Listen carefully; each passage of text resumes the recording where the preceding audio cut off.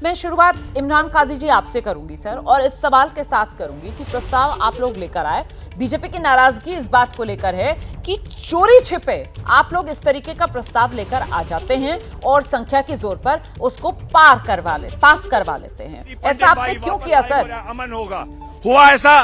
ये हिटलर की तरह झूठ बोलते हैं और ये कहते हैं इनकी पॉलिसी है झूठ को रिपीट करो और सच लगेगा।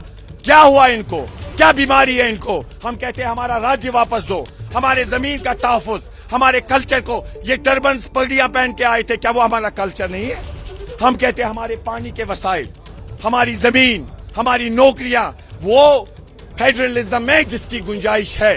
ये अनपढ़ लोग जानते ही नहीं है उस चीज को, और इनसे क्या तवक्का करेंगे? इरफान साहब ये बोल रहे हैं कि बीजेपी का ये कहना है कि ये बिल्कुल अनकॉन्स्टिट्यूशनल बिल है जिस तरीके से लाया गया। ये बिल नहीं है। ये जो कल की बात आप करें, उसमें जो रेजोल्यूशन है, यहाँ के राइट्स, जमीन की बात, यहाँ के स्टेट की बात, यहाँ के लद्दाख के वापस आने की बात, मुल्क की यूनिटी की बात, हम उसका समर्थन करते हैं। इनको पता ही नहीं है। कांग्रेस सपोर्ट कर रहा है। जहां तक यूनिटी की बात हो, स्टेट की रेस्टोरेशन की बात हो, जमीन की तहफ्फुज की बात हो, हमारे वसाइल की बात हो, हमारे नौकरी के लिए कानून बने, हम लोग जम्मू कश्मीर के अवाम के लिए वो तहफ्फुज रहे, हम उसके साथ है। ये अगर कोई भी आवाज लेगा, पूरा देश इसका समर्थन करेगा। कोई देश विरोधी बात नहीं है, इसे हम फेडरलिज्म कहते हैं। संविधान में इसकी गुंजाइश है। शुक्रिया।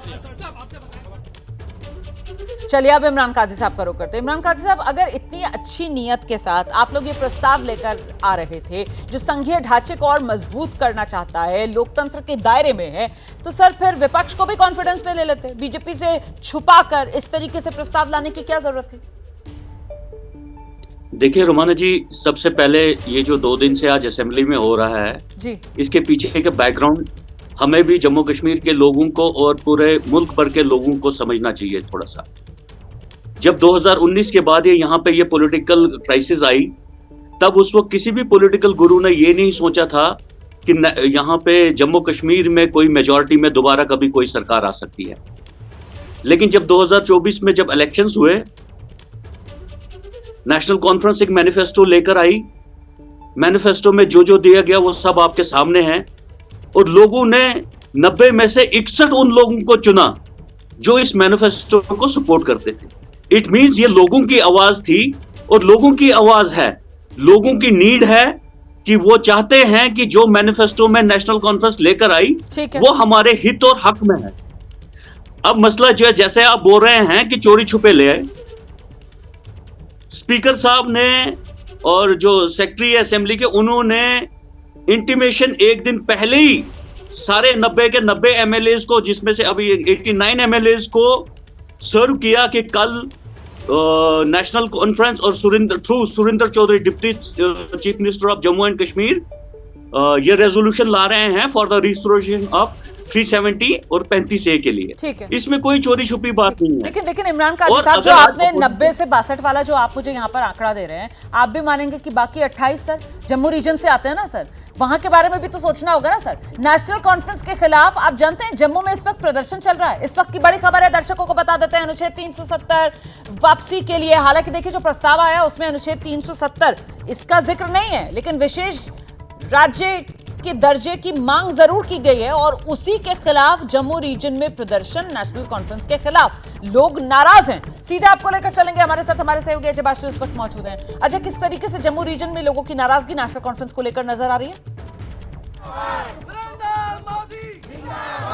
रोमाना, आप देखिए, ये जो जंग धारा 370 पर विधानसभा में शुरू हुई थी, वो चिंगारी अब भड़क गई है और उसके शोले यहाँ जम्मू में सड़कों पर भड़कते हुए दिख रहे हैं। रोमाना, जो तस्वीरें आप देख रहे हैं, जो ये लोग हैं, ये दरअसल वाल्मीकि समाज के लोग हैं जो 1947 से पहले यहाँ जम्मू में रह रहे हैं। अब धारा 370 हटने के बाद चाहे वाल्मीकि समाज के लोग हो, वेस्ट पाकिस्तानी हो, या गोरखा समाज के लोग हो, ये गोरखा समाज के लोग हैं, माफी चाहूंगा, इन लोगों को कुछ ऐसे अधिकार धारा 370 के हटने के बाद मिले थे जिनके लिए दशकों तक वंचित थे। अब अगर धारा 370 वापस आती है तो ये उन अधिकारों से वंचित हो जाएंगे, जिसके चलते इन्होंने आज प्रदर्शन किया और नेशनल कॉन्फ्रेंस का पुतला फूंका है। मैडम, कौन से ऐसे अधिकार थे जो 370 के रहते आपको नहीं मिल रहे? जी, सबसे पहले तो वोटिंग राइट्स नहीं थी और वोटिंग एजुकेशन नहीं, जॉब्स नहीं थी, कुछ नौकरियां नहीं थी, एजुकेशन नहीं थी, कुछ भी हमारे जो कि हाई एजुकेशन हमारे बच्चे जो करे उसके लिए हमें कोई प्रावधान नहीं था।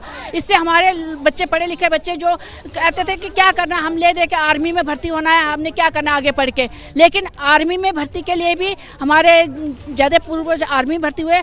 1989-90 में उन्होंने ये भर्ती भी हमें बंद कर दिया गया। कहा कि गोरखा समुदाय के जो लोग भर्ती होंगे उनके लिए स्टेट सब्जेक्ट होना चाहिए। स्टेट सब्जेक्ट जो कि यहाँ के शासन प्रशासन बनाते नहीं देते थे, वो मांगते थे इकुंजा के बोटली जो हमारे गोरखा समुदाय के पास नहीं होते थे क्योंकि वो आर्मी में होते थे। आपको पता आर्मी वाले के वोट होते नहीं थे।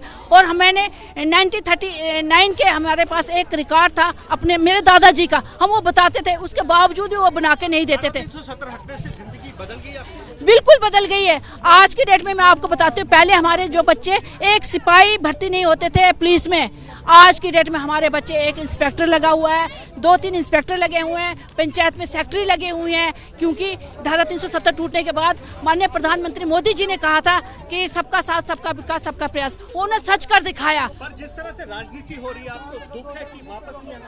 बिल्कुल दुख है, वो वापस नहीं आना चाहिए, क्योंकि इनके आड़ में एनसी कांग्रेस सरकार ने अपनी मनमानी की, अपनी कुर्सी बचाने के लिए उन्होंने हमारे जैसे छोटे छोटे समुदाय की तरफ ध्यान ही नहीं दिया। जैसे वाल्मीकि समुदाय हो गया, वैष्णव जी हो गया, हमारे गोरखा समुदाय, अगर वो ध्यान देते तो आज हम क्यों प्रोटेस्ट करते। आपको भी लगता है धारा 370 हटनी चाहिए?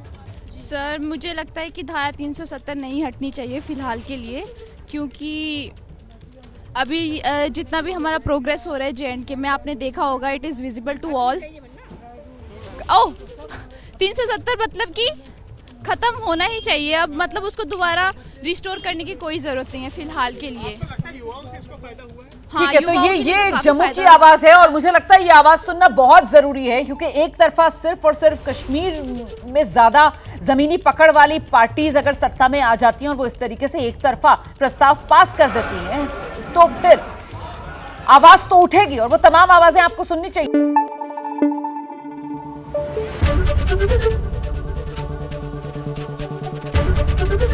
ABP न्यूज आपको रखे आगे।